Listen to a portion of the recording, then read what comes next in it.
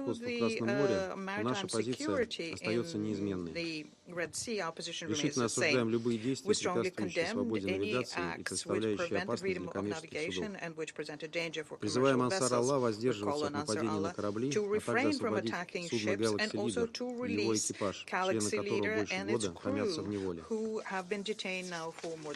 Следует незамедлительно прекратить и продолжающиеся по сей день незаконные регулярные обстрелы территории Йемена, сформированные США и их сателлитами так называемой коалиции. Подобные воинственные шаги, вопреки аргументам западных агрессоров, не помогают ни нормализовать ситуацию в самом Йемене, ни вокруг него.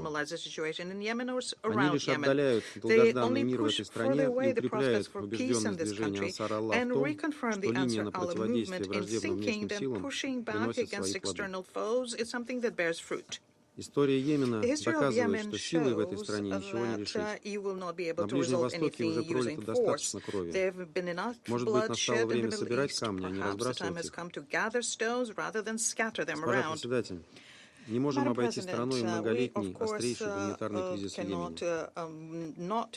Согласно подготовленному КГВ ООН глобальному гуманитарному прогнозу на 2025 год, в гумсодействии в этой стране будут нуждаться почти 20 миллионов человек. Их условия жизни остаются крайне тяжелыми ввиду социально-экономических неурядиц, ограниченного доступа к чистой воде, услугам здравоохранения и образования. Неизменно высокими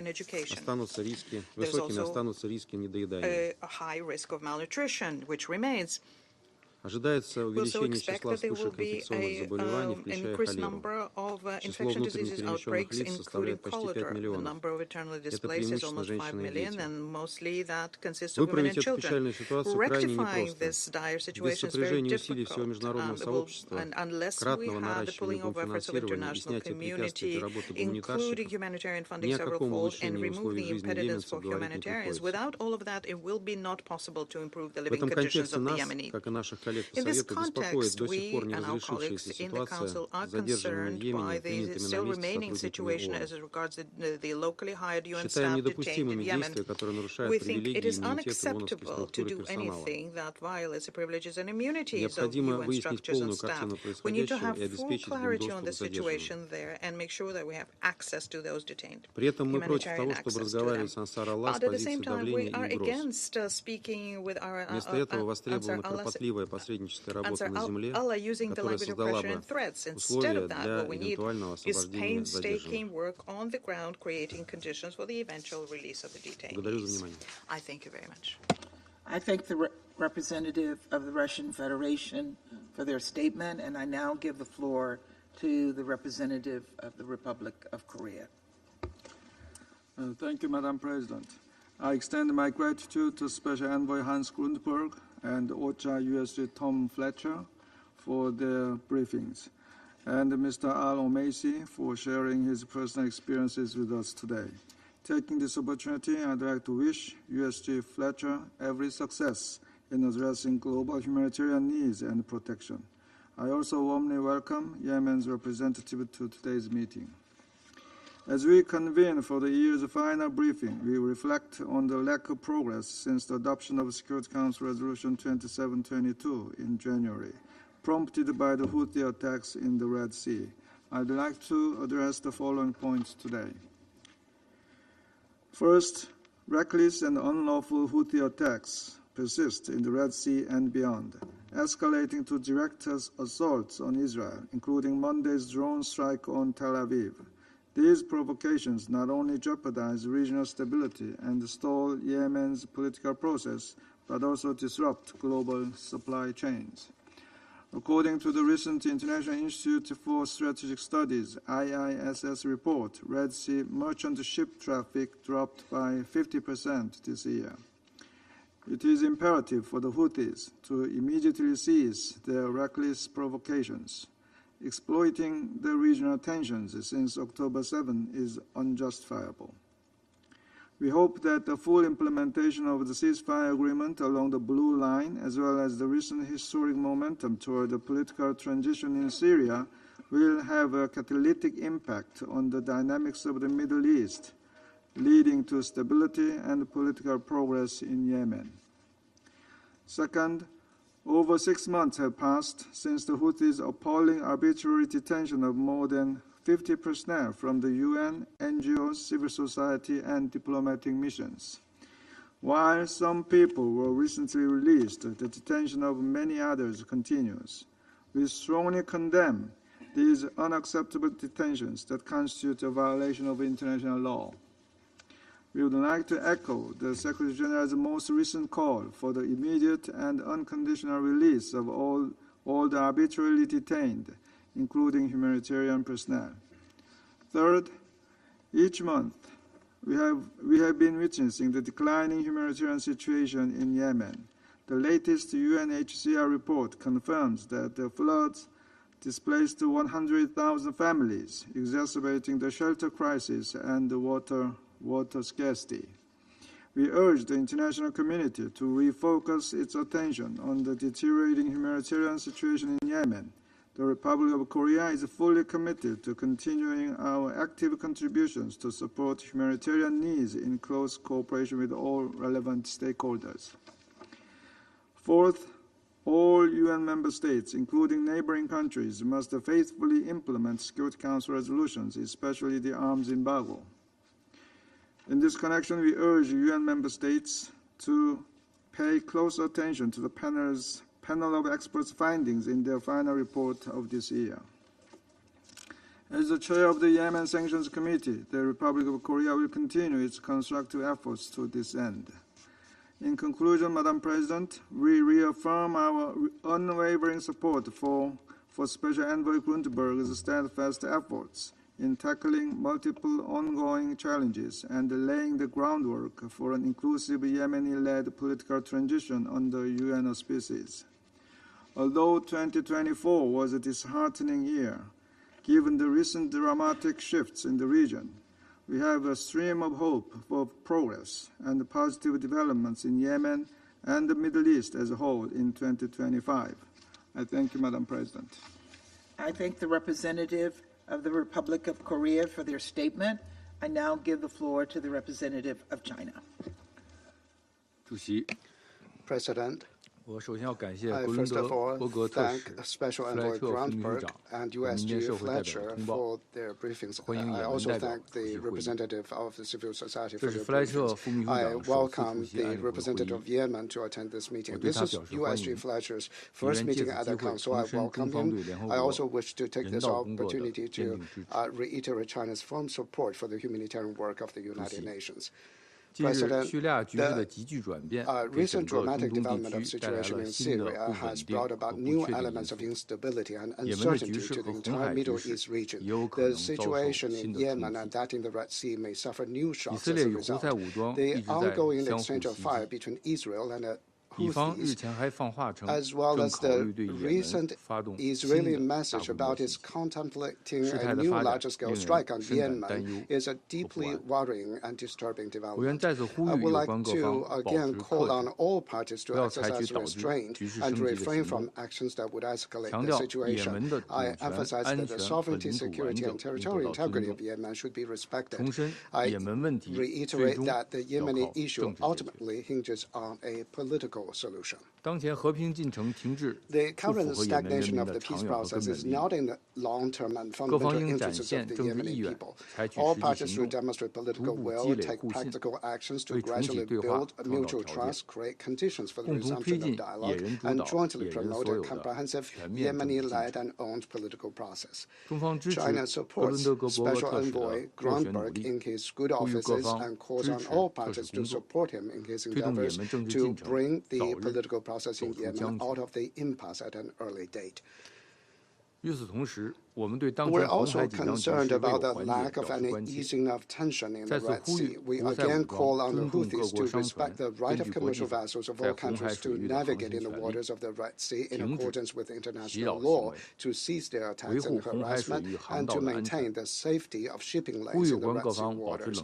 We call on the parties concerned to exercise calm and restraint and cease any actions that would escalate tension. According to the OCHA report, in 2025, there will be 19.5 million Yemenis in need of humanitarian assistance with daunting challenges in food security and public health. The international community should increase its humanitarian and development inputs to Yemen and jointly help improve its humanitarian situation. China welcomes the recent release of the 3 detainees and calls on all parties concerned to increase their engagement and communication to push for an early release of all detainees.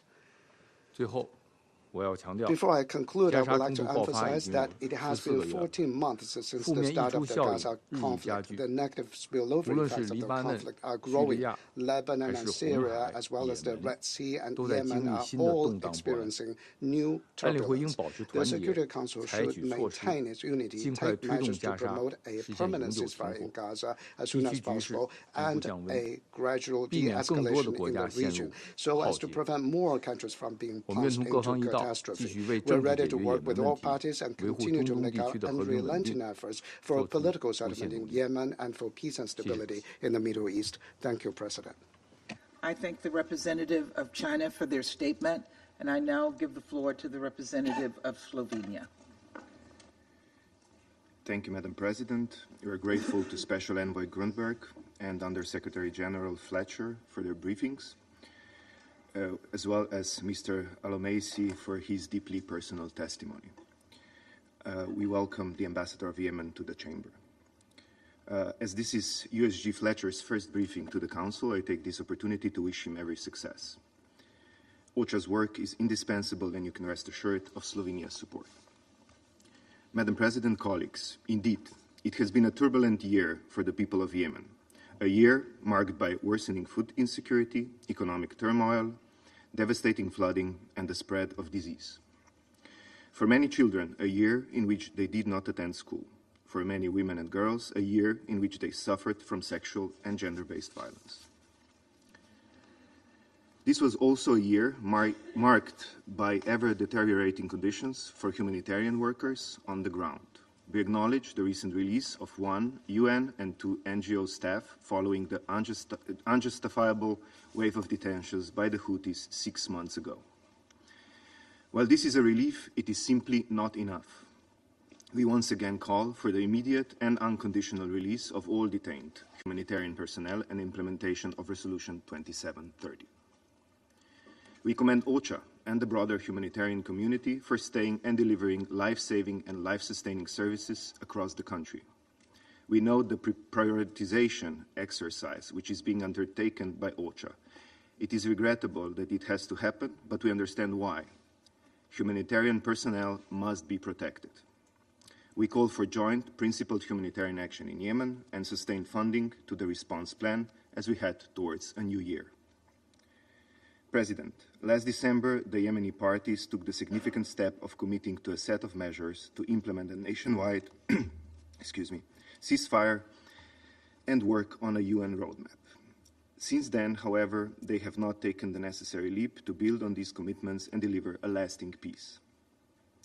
The devastating situation in Gaza, where a ceasefire is desperately needed, has undoubtedly hampered efforts, and Houthi attacks in the Red Sea and against Israel have compounded an already dire situation. We continue to call for their immediate cessation. We stress once again that there can be no military solution to this conflict. A return to war in Yemen is unimaginable. Diplomacy must prevail, dialogue must prevail. This is why we fully support the work of the Special Envoy to preserve the space for mediation. Yesterday marked International Human Rights Day, a time to reflect on the human rights situation across the world. Unfortunately, in Yemen, this remains a matter of serious concern. We emphasize the need for independent and impartial human rights monitoring and documentation of serious abuses and violations in Yemen. And we stress that accountability and transitional justice should be fully integrated into any future peace process. We recall the crucial role of women in promoting peace and security, and welcome the convening earlier this month of the 7th Feminist Summit in Aden. Madam President, at a time of monumental change in the region, we hold on the conviction that an inclusive peace in Yemen is possible.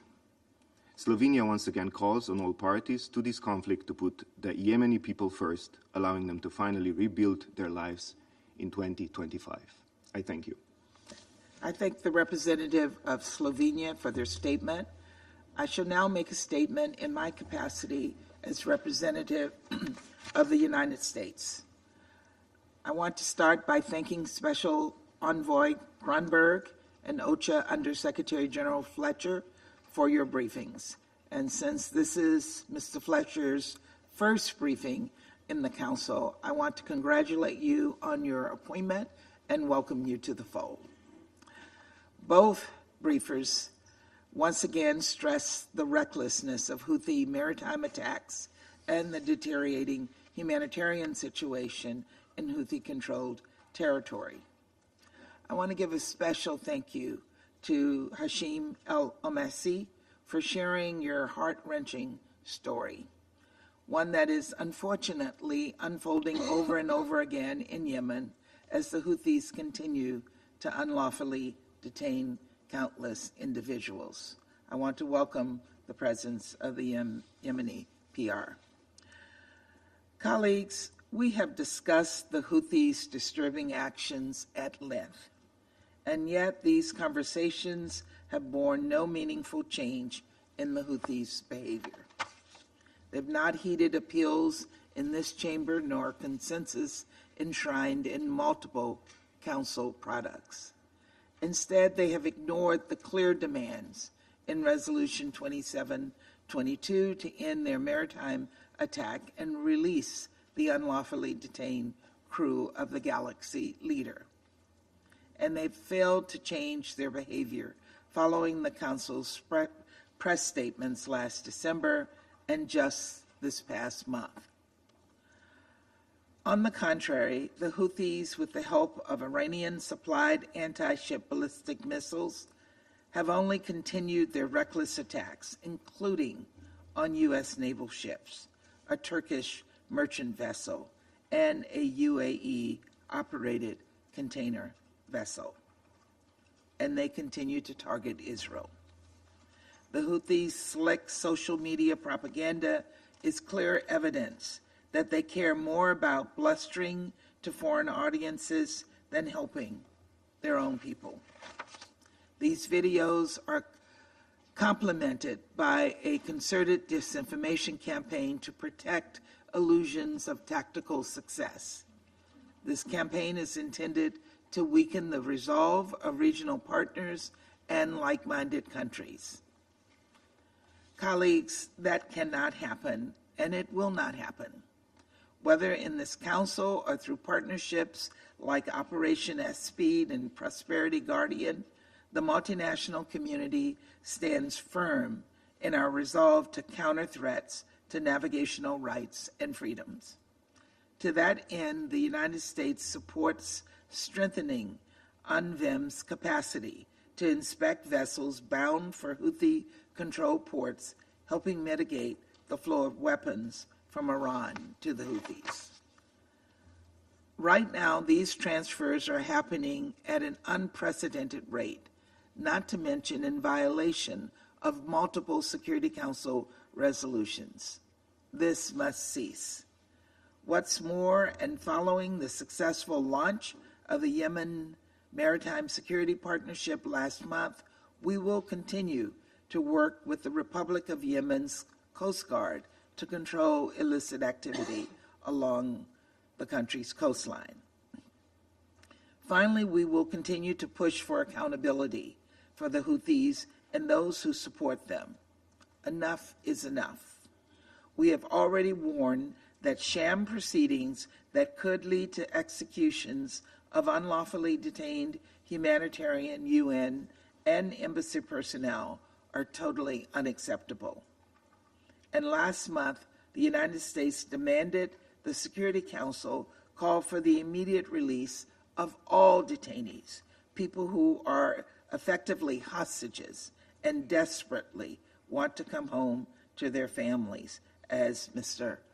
Al-Amisi was able to do.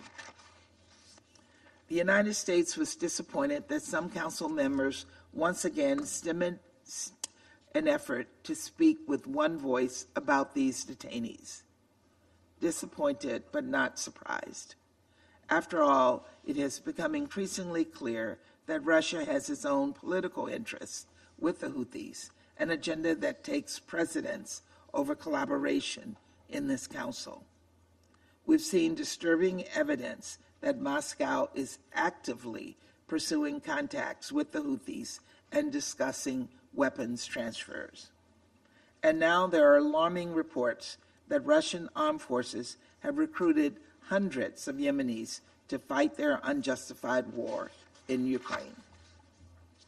I'm sure my Russian colleague will deny, just as they denied that any North Korean forces are fighting the war on Ukraine, just as they denied that they would invade Ukraine in the first place. But the facts don't lie.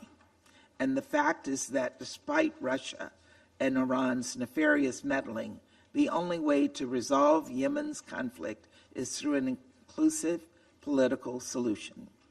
Rather than continue their assault on the Red Sea and surrounding waterways, the Houthis must de-escalate and return to a political process, one that achieves a durable end to the conflict, one that addresses Yemeni calls for justice, accountability, and redress for human rights abuses and violations.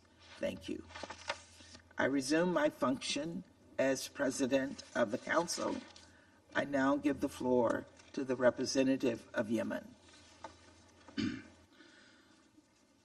اسمحوا لي السيد الرئيس Madam President, في البداية على رئاستكم I'd like to start by congratulating you on your presidency of the Council this month.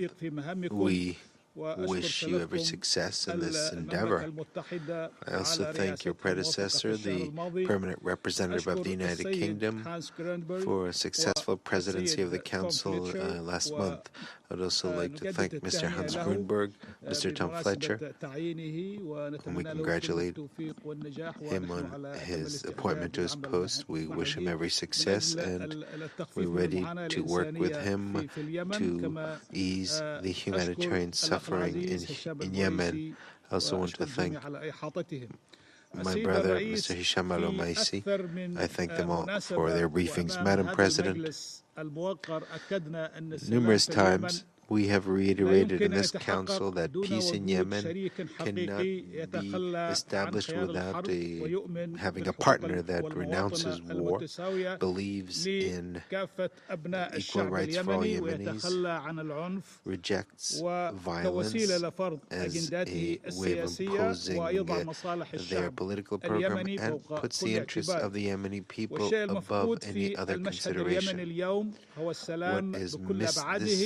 What is missing in Yemen today is peace in all its dimensions, because the Houthi terrorists supported by the Iranian regime refuse all international efforts to resolve the Yemeni crisis. The Houthis do not want to achieve peace. They refuse to seriously participate in efforts to achieve peace, insist on their positions, and have proceeded with an escalation on all fronts, including systematic economic war against the Yemeni people on the framework of a precarious truce that the Houthis do not respect. Consequently, this Council and the international community must review the way they treat the behavior of these militias, which destabilize Yemen and the entire region. In this context, the government of Yemen reiterates its commitment to the comprehensive, just political process based on the terms of reference agreed, that is the results of the National Dialogue Conference and the relevant resolutions of the Security Council, particularly Resolution 2216. We reaffirm our support for the Special Envoy of the Secretary General, Mr. Hans Grunberg, and all proposals and initiatives to resolve the crisis in Yemen, to achieve the aspirations and hopes of the Yemeni people. The government of my country also hails the efforts of our brothers in the Kingdom of Saudi Arabia and the Sultanate of Oman to achieve the political process aimed at producing a political process that will lead to peace and stability in Yemen. The escalation by the terrorist Houthi militia in the Red Sea is not only a threat to Yemen, it's a threat against the international peace and security and regional peace and security, a threat against the freedom of international shipping and international trade. Houthis, therefore, continue to not participate in the peace process. This is not taking place in a vacuum. Their threats are due to the fact that the international community continues to ignore our warnings about the Houthi militia, which undermine the Stockholm Agreement, the Hodeidah Agreement, and continue to control this city and those ports and use it as a platform to attack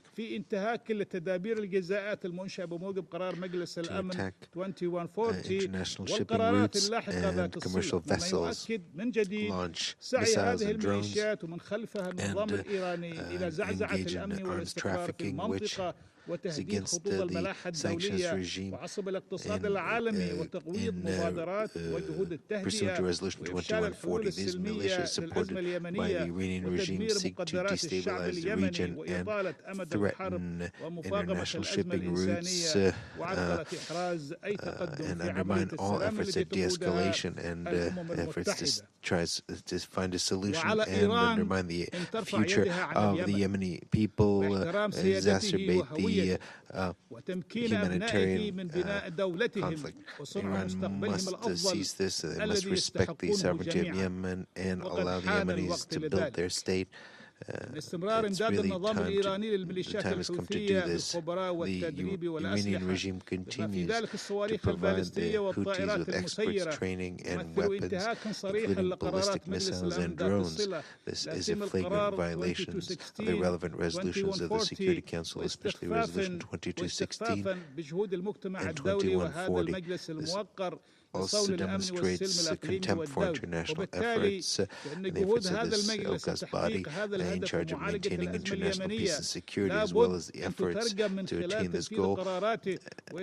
These efforts should lead to the implementation of these resolutions, and the Council must adopt a decisive position to deter the authors of these crimes. Madam President, the government of Yemen calls once again the international community to provide support, economic support, and support for development in Yemen, strengthen our security capabilities, including the Coast Guard capabilities to take up the challenges that threaten international shipping in the Red Sea and the Aden Gulf.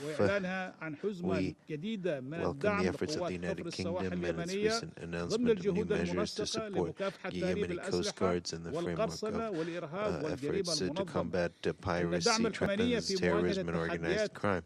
Support provided to the Yemeni government to take up challenges in the area of development and security is in the interests of all. It's also an investment in the stability of the region and the world. We also reaffirm the importance of operationalizing and implementing the mechanism of inspection and verification of the United Nations. The Yemeni government has serious economic challenges because the government is prevented from resuming its oil exports for the past 2 years due to the attacks by the terrorist Houthi militia against the oil installations. The Yemeni people are thus deprived of important resources. This prevents also the government from paying salaries to civil servants and providing basic services. Also, it puts pressure on our national currency, and the Yemeni government once again calls on the international community to support it and to provide it with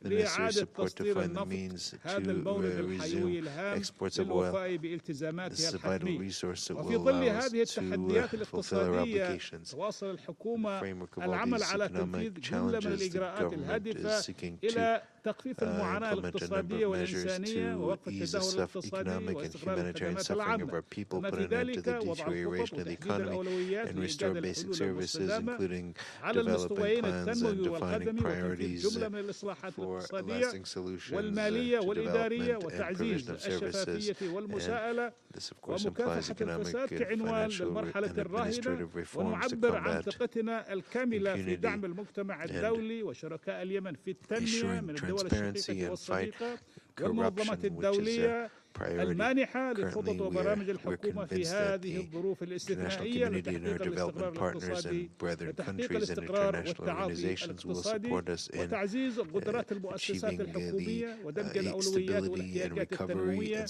في جميع strengthen government التدخلات الإنسانية. institutions and respond وفي to هذا our الصدد needs and تشيد الحكومة اليمنية ease the بالدعم المقدم humanitarian crisis on للأشقاء this في point. المملكة The العربية government of السعودية Yemen ودولة would like الإمارات to العربية thank المتحدة brothers from Saudi Arabia, وتدخلاتهما في المجال التنموي from the United والإنساني Arab Emirates and other countries للتخفيف who من help الآثار us الإنسانية economically والاقتصادية and in the الكارثية. humanitarian sphere السيد to الرئيس attenuate the احتفلت economic شعوب impact العالم and humanitarian يوم أمس impact. باليوم العالمي لحقوق Madam President, الإنسان yesterday في the الوقت people of الذي the world celebrated تواصل فيه International الميليشيات Day of الحوثية Human Rights, ارتكاب جرائم while الاختطاف the Houthi والقمع militia والإخفاء continue القسري to والاحتجاز commit التعسفي crimes بحق of أبناء forced شعبنا في disappearance مناطق and سيطرتها abductions واستهداف against their المناطق own المأهولة people in the بالسكان areas under والتي their أسفرت control. عن These مقتل militia العشرات من المدنيين بينهم نساء have وأطفال targeted وآخر تلك densely الجرائم populated الجريمة areas المروعة and في continue striking مديرية against them, مقبنة بمحافظة تعز حيث including the استهدفت latest الميليشيات crime الحوثية سوقا in شعبيا Taiz governorate, where the بطائرة militia مسيرة إيرانية الصنع shelled a ما market أسفر عن سقوط 6 using a قتلى drone, و8 جرحى leading بينهم to the أطفال 6 أن هذه deaths and الجريمة 8 wounded, ليست including children. This استثناء crime بل نهجا is not an متواصلا exception منذ to the انقلاب rule. It's الميليشيات a rather الحوثية على systematic الدولة approach since وجاءت في the ظل coup تصعيد d'etat that the عسكري Houthis متواصل من قبل هذه conducted against the الميليشيات في state, عدد and it's من part of their approach المناطق aimed at بهدف escalation ترويع in a السكان number of regions in وتهجيرهم Yemen to وتحدي terrorize بجهود the people التهدئة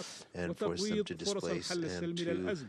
undermine السيد الرئيس efforts at لطالما de-escalation طالبنا and erode بمواقف قوية وجادة من possibility الأمم of a المتحدة peaceful solution. لا Madam سيما من هذا President, we المجلس have الموقر always والمفوضية called the السامي United لحقوق Nations الإنسان to تجاه ما take a ترتكبه firm الميليشيات and serious الحوثية من position انتهاكات وجرائم مستمرة لم تقتصر face على of الشعب اليمني crimes فحسب committed بل by the امتدت Houthis, which لتطال affect not only احتجاز the Yemeni واختطاف people, but والإخفاء القسري للعشرات من موظفي وكالات الأمم المتحدة والمنظمات the staff الدولية from the United والمحلية Nations العاملة في اليمن and قبل various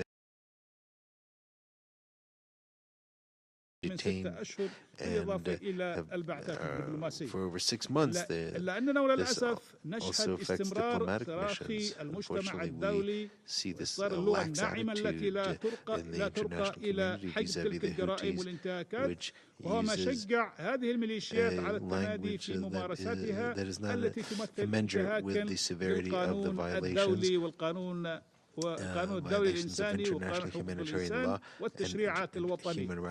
تجدد الحكومة اليمنية دعوتها للأمم المتحدة وهذا المجلس الموقر إلى تكثيف الجهود للإفراج الفوري ودون شروط عن هؤلاء المختطفين والعاملين في المجال الإنساني وكافة المعتقلين والمخفيين قسريا وإنهاء معاناتهم ومعاناة أسرهم وفقا لمبدأ الكل مقابل الكل وفي ضوء استهداف الميليشيات الحوثية المستمر للعمل الإغاثي والإنساني وعرقلة نشاطه. تجدد حكومة بلادي مطالبتها الأمم المتحدة وجميع المنظمات الدولية العاملة في اليمن نقل مقراتها الرئيسية للعاصمة المؤقتة عدن لضمان أمن وسلامة موظفيها وتوفير بيئة آمنة وملائمة لعمل هذه الوكالات وتقديم خدماتها الإنسانية لجميع اليمنيين في كل المناطق اليمنية دون تمييز أو عراقيل. السيد الرئيس ختاما تتطلع الحكومة اليمنية إلى المبادرة لعقد مؤتمر المانحين لحشد التمويل لخطة الاستجابة الإنسانية في اليمن للعام 2025 وتدعو الشركاء المانحين من الدول الشقيقة والصديقة والمنظمات الدولية تقديم الدعم السخي لهذه الخطة بالشكل الذي يغطي فجوة التمويل ويفي بحجم الاحتياجات الإنسانية القائمة ويتجنب وقف المساعدات المنقذة للحياة to avoid the disruption of essential relief efforts. We call on the international community to help Yemen fulfill its priorities, especially in the framework of the multiple humanitarian crises that are affecting countries around the world. I thank the representative of Yemen for their statement. There are no more names inscribed on the list of speakers. The meeting is adjourned.